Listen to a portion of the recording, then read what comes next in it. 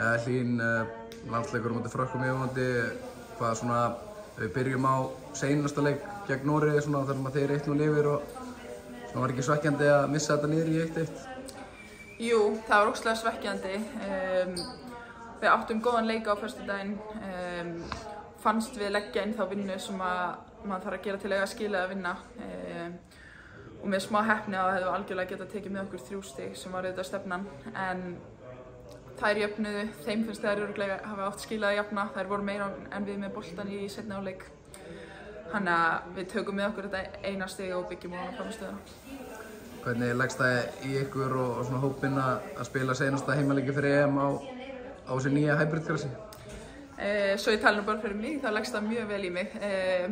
Við erum búin að kíkja aðeins á völlinn og grasið lítur ekkert eðlilega vel út, þannig að það verður vonandi bara stemning hérna á þriðjudaginn og það verður gaman að sjá fólk í stúkunni. Nú er að fara að leika við mjög sterkt lið Frakka, eigið möguleika?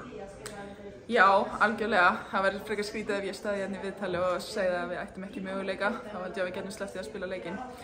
En við þurfum að bera virðingu fyrir verkefninu. Þær eru mjög góðar, eru held ég búnar að vinna riðilinn mjög sannfærandi. Þannig að við þurfum að bera virðingu fyrir þeim en ekki ómikla.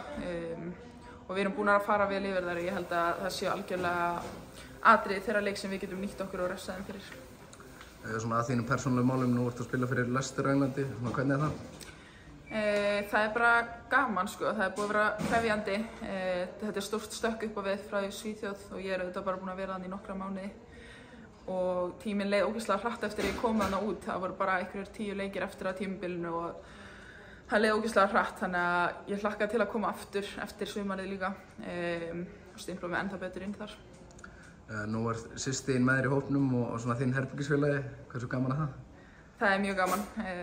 Þægilegt að vera með henni í herbergi. Við erum vanar því, þannig að það er bara mjög gaman og kannski fyrst og fremst bara ógeðslega gaman fyrir hana og verðskuldað.